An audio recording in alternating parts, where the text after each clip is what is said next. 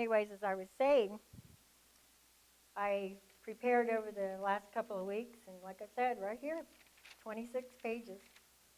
And I thought, I guess the reason I was doing this was more for myself than anything, because as I began to think over what I wanted to say, there's been a lot of emotion. There's been a lot of things I thought I dealt with that I just buried down inside.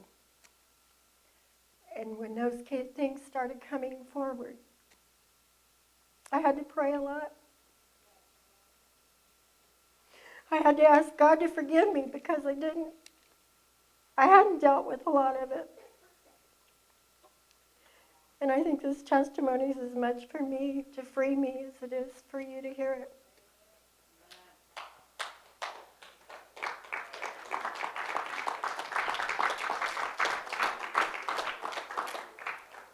I would just like to have a word of prayer, if you don't mind, before I start.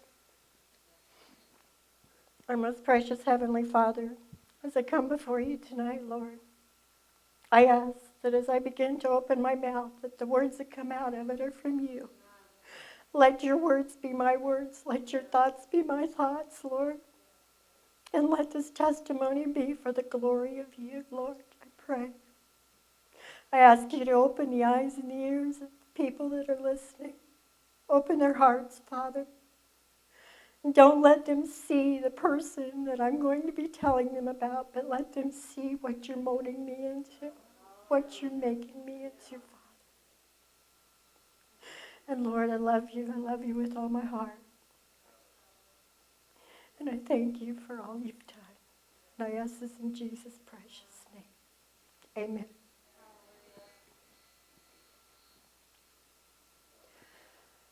I'm not real sure where to start, so most stories begin at the beginning, right? That would take a long time. So I'm going to try to fast forward through a lot. But I was raised in a family with 7 children in the little town of Andrews. And at the age of 3 years old, my mother and father gave their hearts to the Lord. So most of my young life was spent in church. As a matter of fact, the Nazarene church that began in Andrews started in the living room of our home. My parents were very active in church. Our entire lives were centered around church. If we were at home, if we weren't at home, we were at church. That was about the size of it. Childhood, pretty normal, I thought, for the time. I thought that going to church 4 and 5 times a week was normal. In my life, it was. And, for the most part, the first 12 years of my life was settled. I never thought I would ever see the day that there would be problems in our household, other than just minor things. At the age of 12, my mother had to start work. She'd been a stay-at-home mom. And around the time that she started to work, things began to change. My father was 19 years older than her, and I think he had a hard time dealing with the fact that his wife, for the first time in her life, had to be outside the home to help provide. And I'm sure it did something to him as a man to have to deal with that and to admit that he needed help. But at the same time, he turned a lot of that, whatever, uneasiness or, anger at himself for her having to work, he turned it outward to our family. He became very possessive of my mother. She couldn't leave the house without taking us kids, and if she was 5 minutes late, the accusations began. And during this time, I also noticed a change in my father's behavior towards me. The first 12 years, I was his shadow. I followed him around. I did everything he did. If he was in the garage working, I was out there helping him. It was a good relationship. And around the time I turned 12, it was like I became a stranger to him, and he became a stranger to me. And it seemed like The little girl that had once stole his heart, all of a sudden couldn't do anything to make him happy. I couldn't do anything right.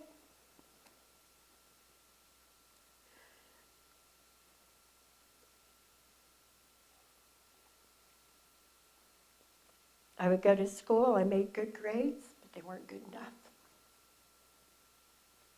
So the belt would come out. And this little girl didn't understand why. Why was I being punished? I was making A's and B's, but I never got praise for the A's.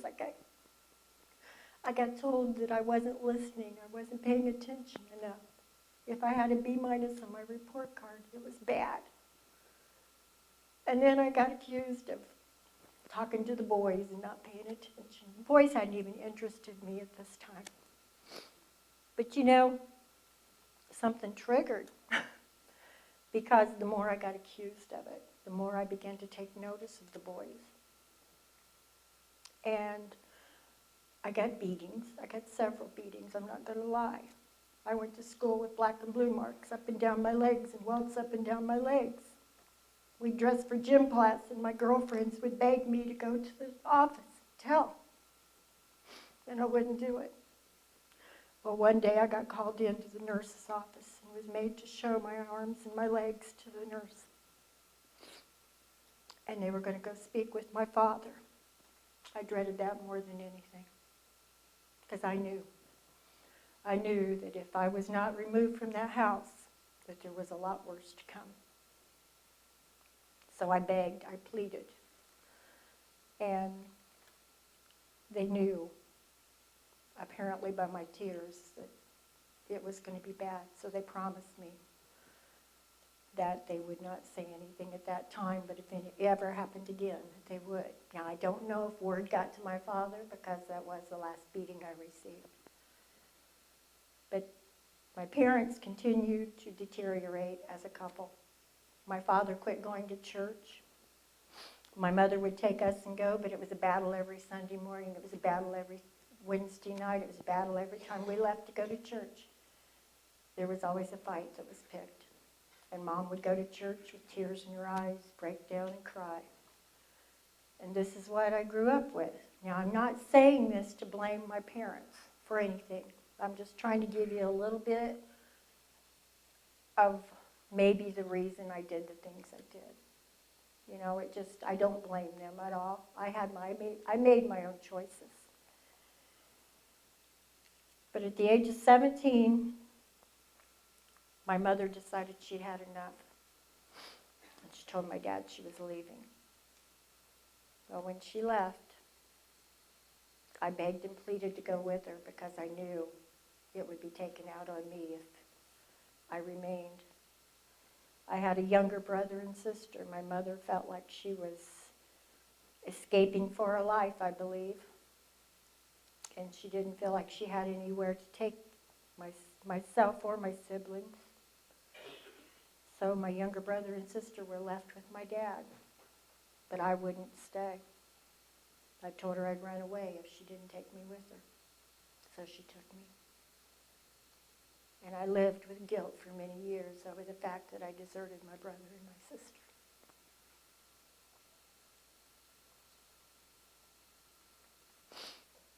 But things go on, life goes on.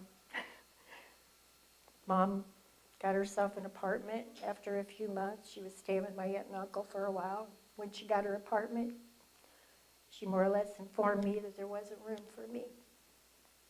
So I got dropped off at a boyfriend's house, his parents. And that's where I stayed. After a couple weeks there, his mother decided to make all the arrangements to have us go to Missouri and get married. It wasn't our choice, I don't believe. I believe it was forced on us. So we went, we got married. Tried to live the life. Because in my mind, I was still, the Christian belief. Once you're married for life. Didn't work. He wasn't ready to get married, neither was I. And he cheated on me. I found out about it. And I left. which took me to an apartment I stayed at. And the very person that told me about the infidelity from my husband is the man I hooked up with. He was his best friend. He told me all the right words. If you were mine, I would never do that to you. I'd never treat you. He never deserved you. And I believed it. I wanted so hard to believe it. So I married him. Went on for a little bit. Things were okay. Till I became pregnant. And then he decided maybe he wasn't cut out to be a dad yet. So he took off. Disappeared for a couple months.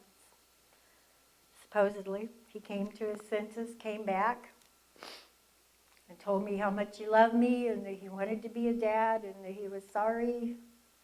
And I thought everything was going to be just all wonderful and cozy.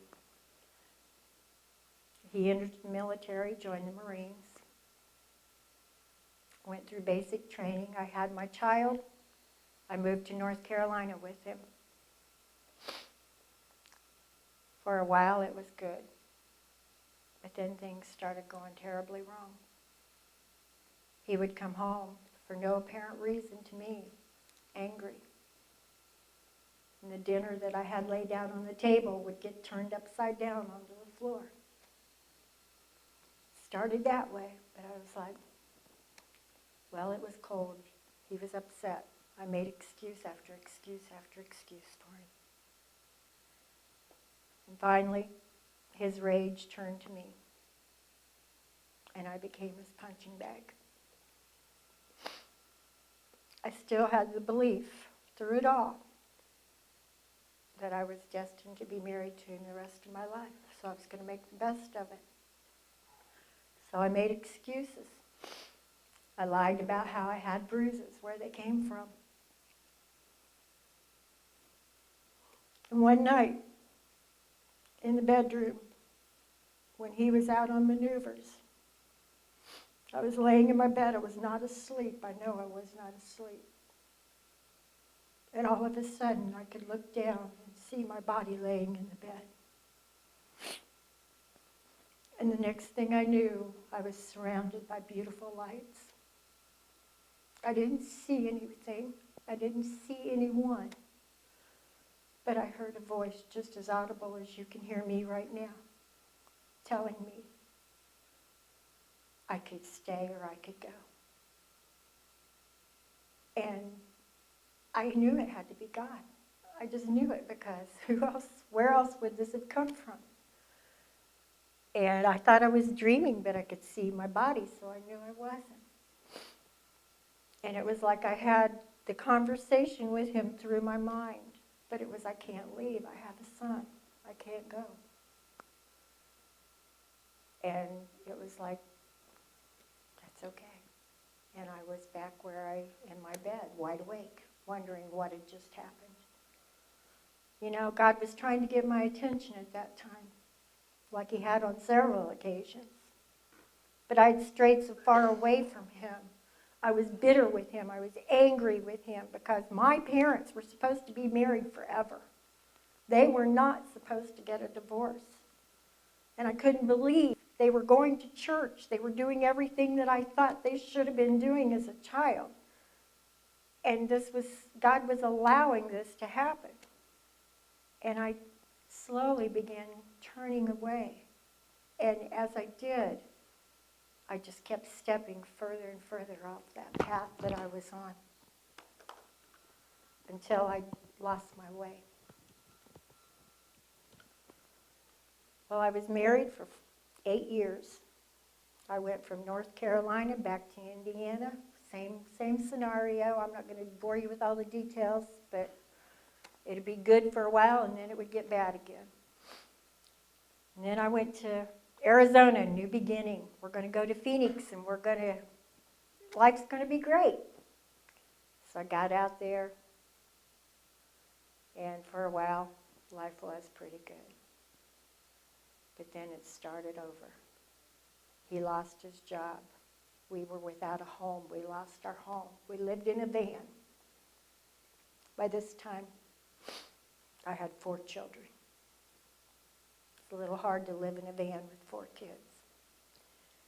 He decided to enroll into Universal Technical Institute, and when he did, we went with him in the van. But we stayed in the van all day long in hot Arizona sun while he took his classes.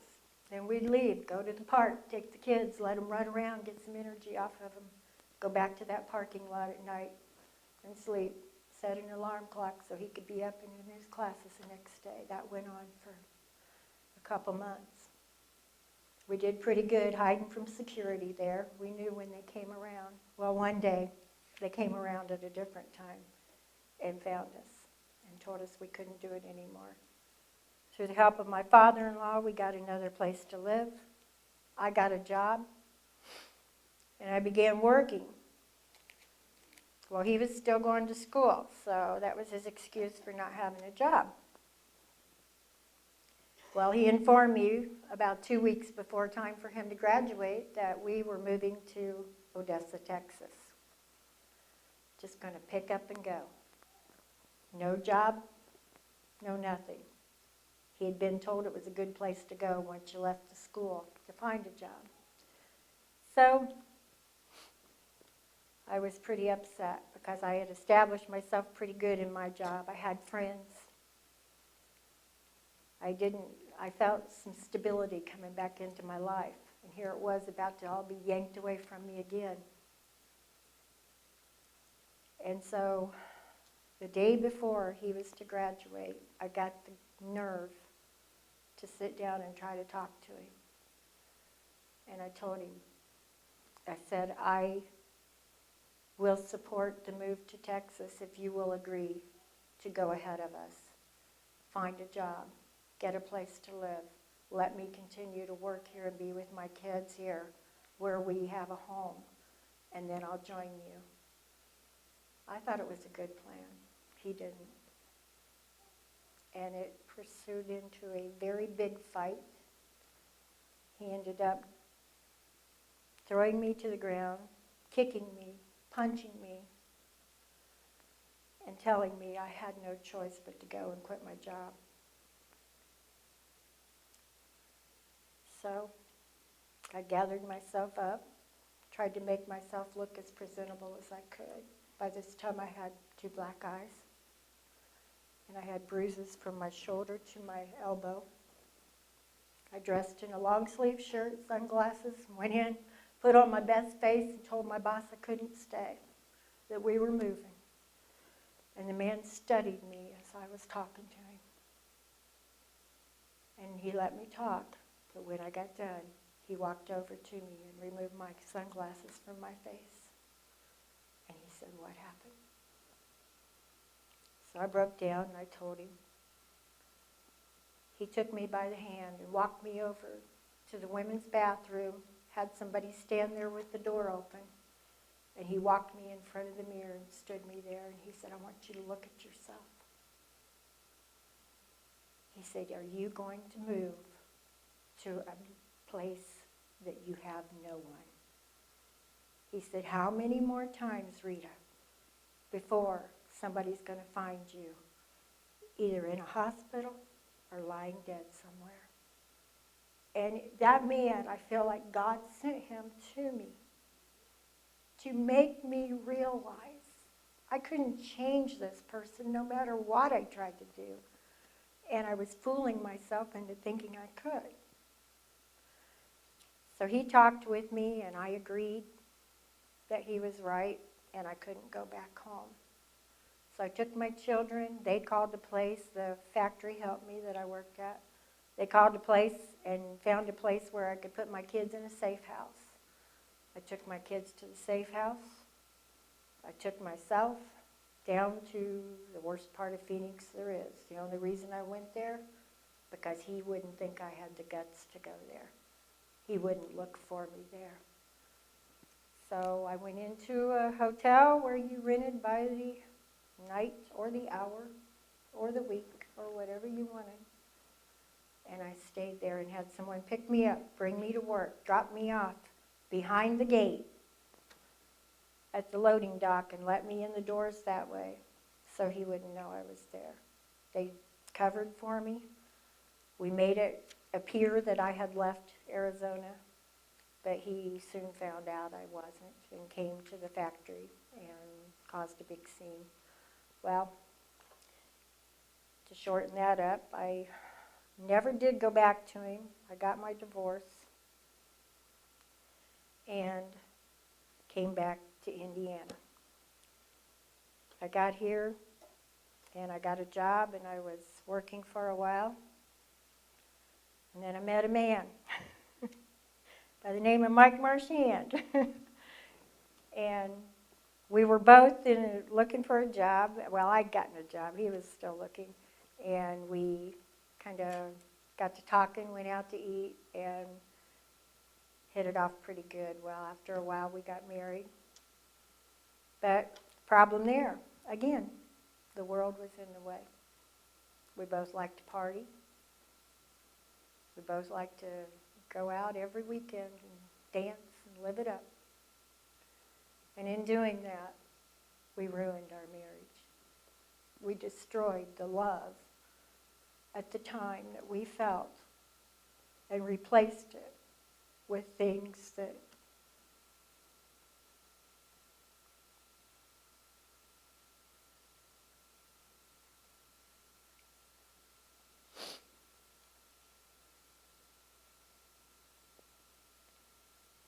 I began going to the bars every weekend. I'd get so drunk I didn't know what I was doing. I became very promiscuous.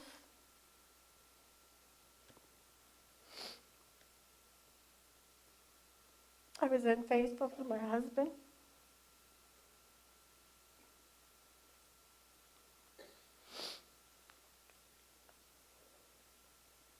But he always forgave me.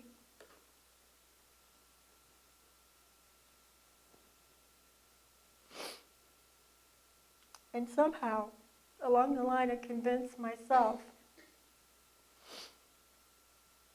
that the next time we went out together, because we always left together, we'd leave the house together, that I convinced myself that it wouldn't be the same if I went.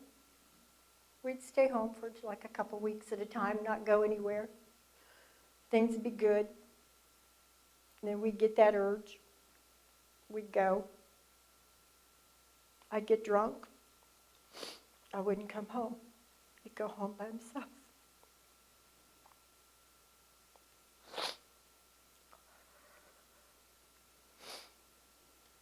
Wow, that ruined our marriage.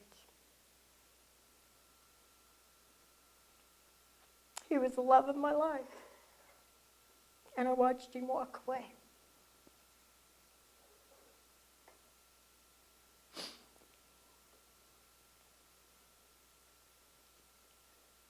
You would have thought that would have taught me, but it made it worse. Then I had more excuses to go drink.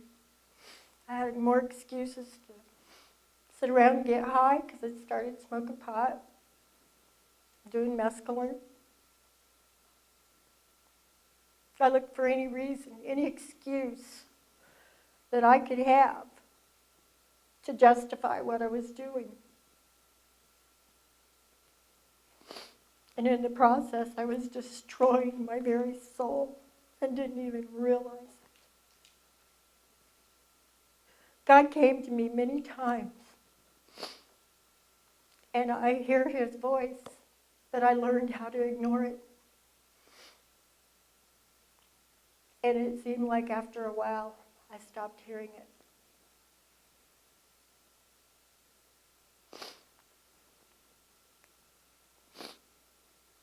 Well, Mike and I got a divorce. I went from one failed relationship to the next, to the next. And then coming home one night, after being out with a couple of friends for New Year's Eve, I got to the house.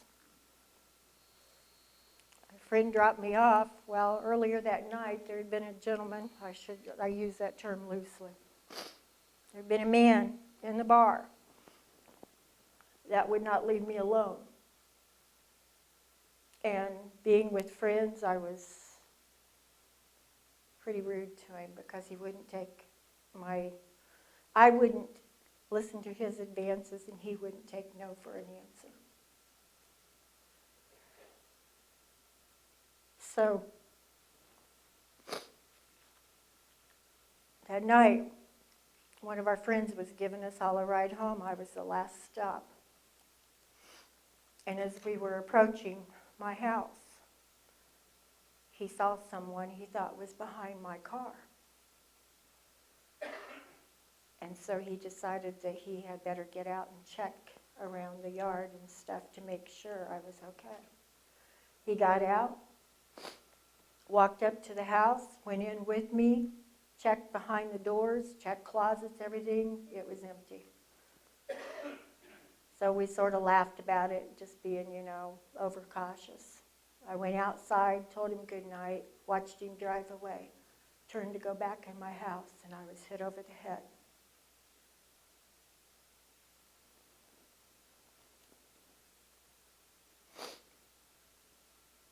I was drugged down the sidewalk with a broken beer bottle held to my throat, and told if I made any noise, I was dead.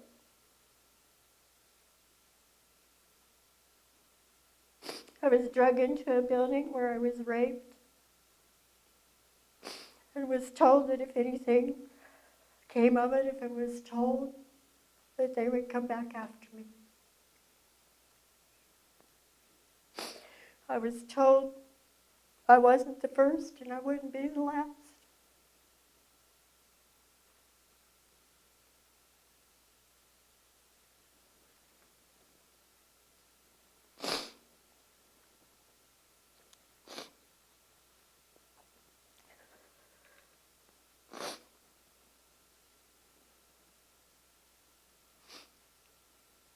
I laid there while he left, scared to move. Somehow I found my way home, called a friend.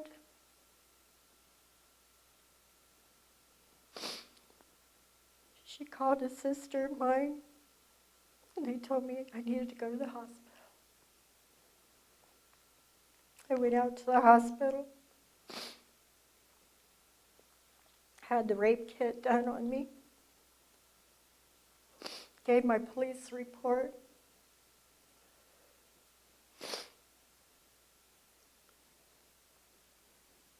And only by the grace of God and by the strength that God gave me during that time, because he had never left me. He had never left me. No matter how far out in sin I had got, he was still there. He was there all the time.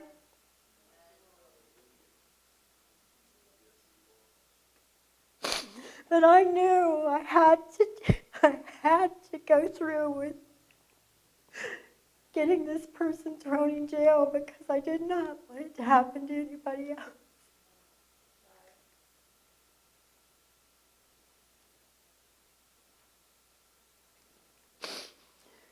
So I made it through that, and he did go to jail. And through the course of that, they found out that he had also raped an 80-year-old woman.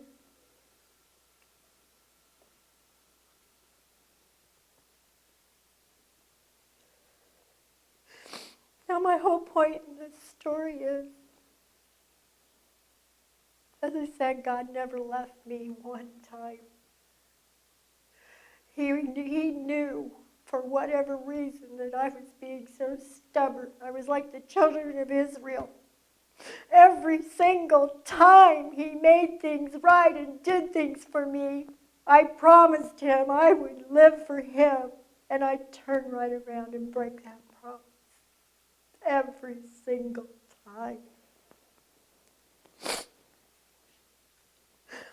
And I feel like everything that I've been through was due to my disobedience.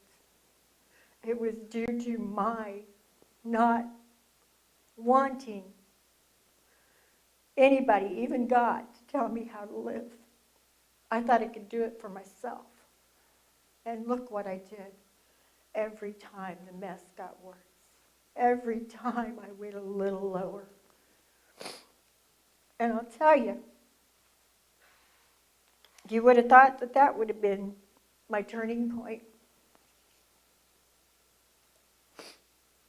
It was for a while. I didn't go back to church. I didn't get into the Word. But in my eyes, I was doing what God wanted me to. I wasn't drinking. I wasn't getting high. But anyways, it just, for a moment, things were good again. Then I met somebody that I thought was going to take me away from it all. But if you see, the same thing keeps happening over and over in my story. Instead of looking to God, I was trying to find my love through men.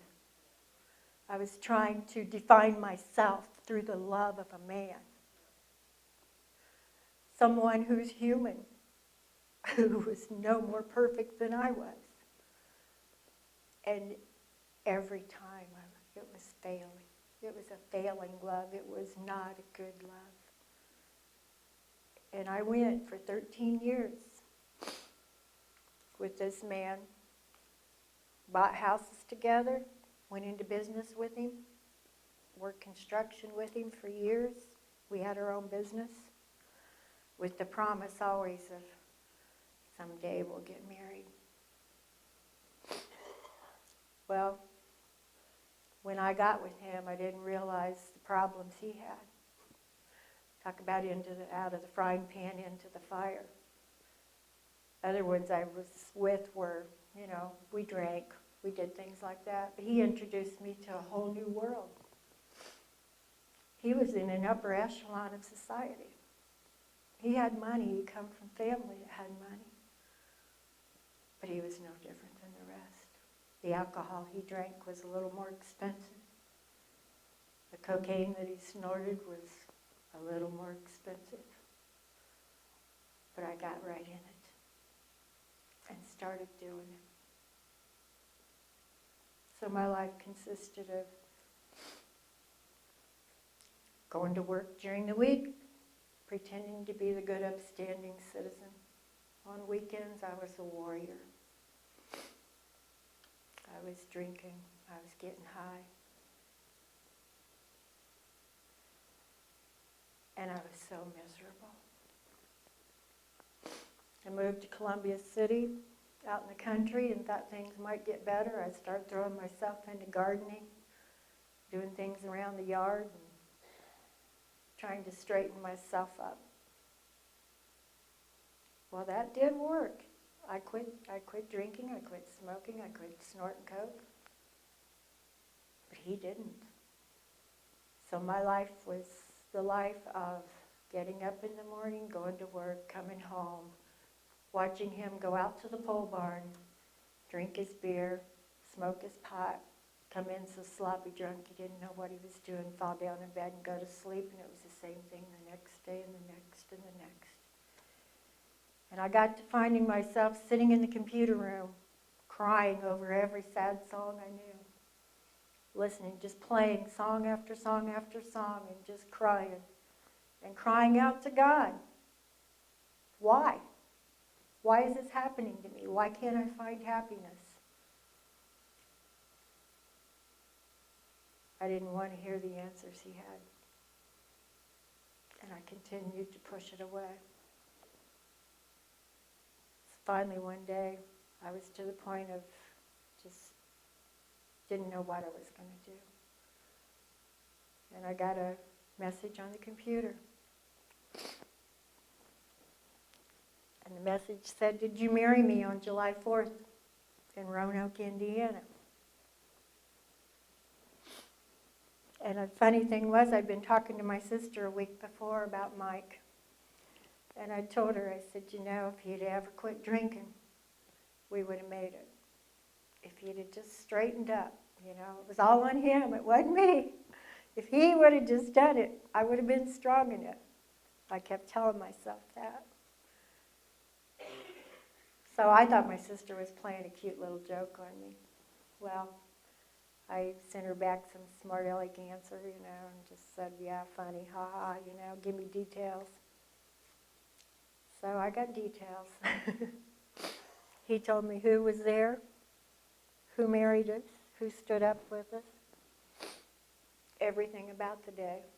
And then he said, I'm going to be in Fort Wayne working. Can I meet with you? I need to talk to you. So I agreed. I went to see him. And he broke down and he told me, he said, I just wanted to apologize to you for the life that we lived when we were together. He said, I've never forgot you. I've always loved you. And he said, I felt like I had to say I'm sorry. Well, we talked and we had, ate dinner, and when we left, I didn't know if I'd ever hear from him again, but I felt better because I could see he had changed. There was just something in him that was different. Well, we started corresponding, and he knew my situation, and he knew I wasn't happy. And he was in a similar situation where he wasn't happy. So we decided we were going to give it a try again. And we did. And we got together, we got married.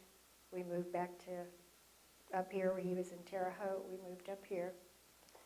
And we were in Menards one day.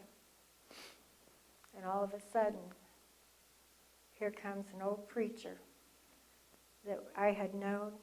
He had been my neighbor growing up. And he talked to us for an hour and a half in Menards about God. And we did the promises, yeah, we'll get over, we'll come to your church, we'll get there.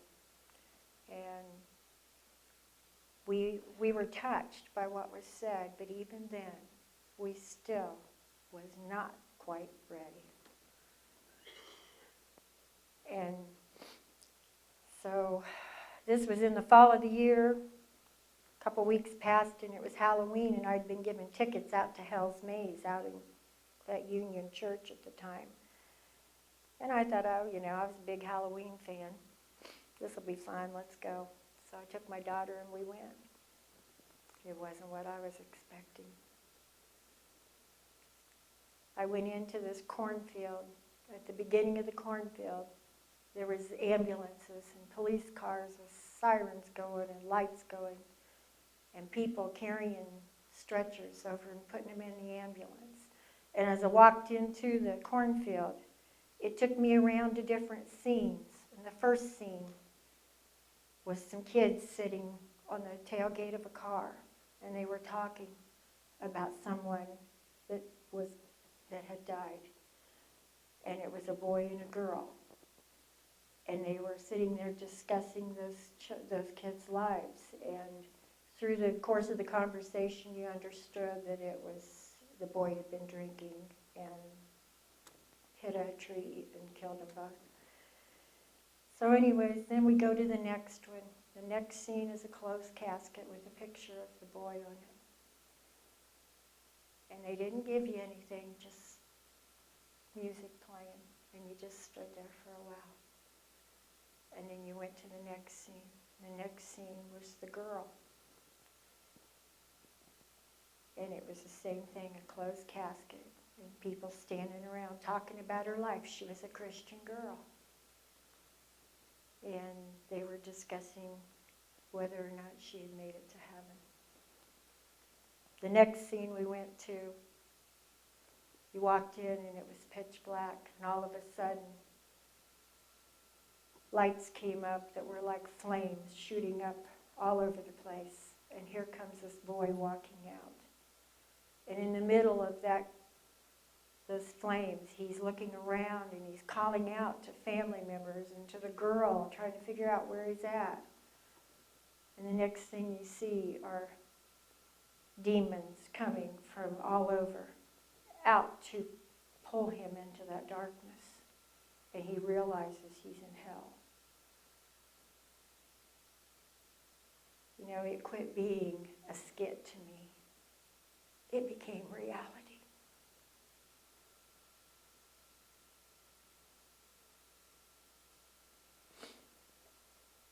The next scene I went to was the girl. She was standing in white with beautiful, beautiful lights and flowers around her. And a light that was leading her towards it. And a voice telling her to come towards the light. And as she's doing that, there are people dressed in white standing around her. And she's recognizing faces of loved ones who have gone on before. And it left me. The last thing you saw was you heard a voice calling her. And you knew that that was to be the voice of God. And I was so shaken by what I had seen. It was something that transformed my life at that very moment. I knew that I was looking at my very, very last chance. And God spoke to me and told me, it's now or never. I didn't know what that meant. I didn't know if it meant I was going to die. I didn't know if he was going to turn me over to a reprobate mind where I would no longer hear him. But it scared me to death. All I could think about was, Lord, please do not leave me. Do not turn your back on me. I went home. I told Mike about it. I said, we got to make that promise. We said we'd be at church. We went to church that Sunday. I rededicated my life to God. My husband still wasn't ready. So he was white-knuckling the pews every time an altar call was called. But I would see him, and he would just cry. And I knew that God was speaking to him. About the third Sunday we went, the preacher was preaching and he gave the altar call. And Mike was just, I've never seen my husband more tender. And he looked at me and he said, I gotta go. I said, go. He said, but the preacher I wanted to be preaching isn't preaching. I said, he won't care. God's speaking to you. Go. And he went, and I followed him down that aisle, praising God all the way down that aisle. That was the most glorious day, the day I saw him give his heart to the Lord.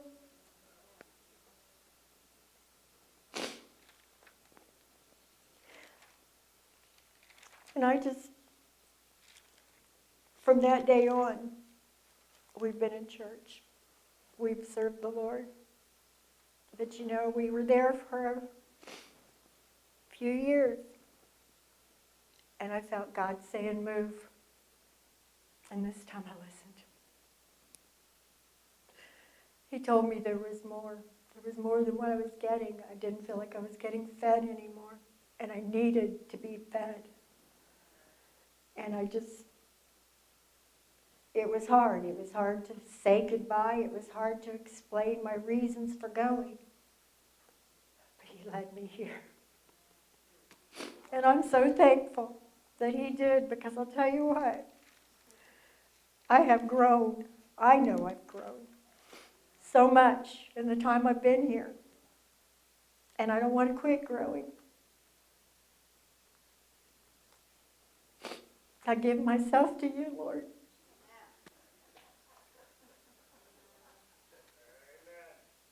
I want him to use me for whatever he has in store.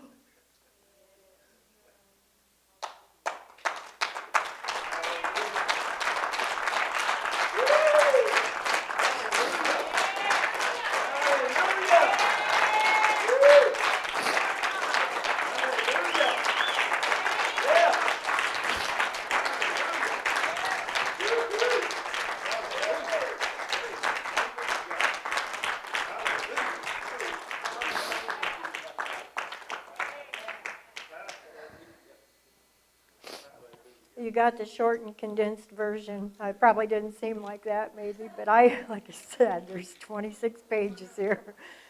But Pastor had asked me when I gave my testimony if I would have a song. And he had mentioned, There is a River. Well, There is a River is my song, because I was that woman. God knew everything about my life, but he loved me anyways. But I do have a song that, to me, is important. And I hope y'all listen to it, and I hope you listen to the words. And if you're not right with God, I hope you don't leave here tonight without getting right, because it may be your last call. And it may not necessarily mean you're going to die tomorrow, but there is a time, if you keep denying God, that he will turn you over to a reprobate heart, and you will not hear him anymore. Don't let that happen, I pray. I plead with you.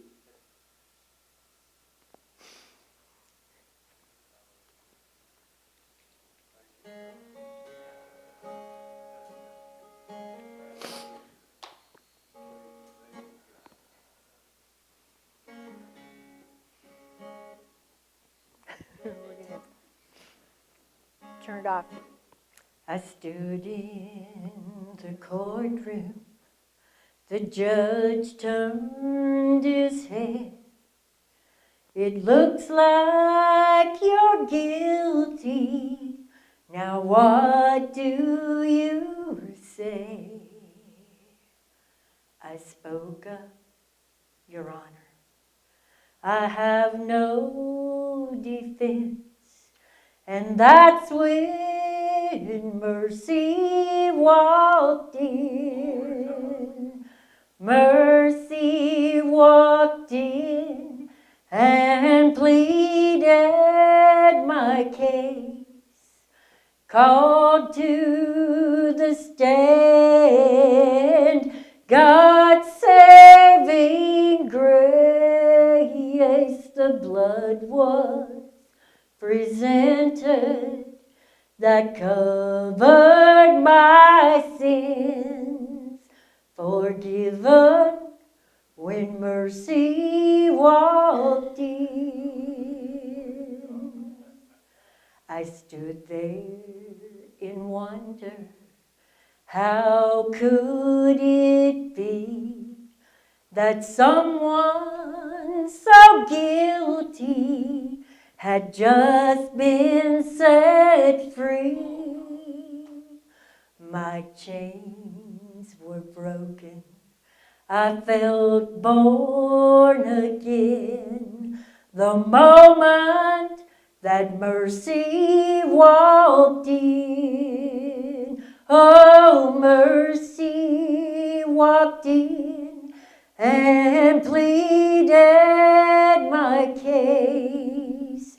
Called to the stand God's saving grace. The blood was presented that covered my sins, forgiven when mercy walked in. Oh, the blood was presented that covered my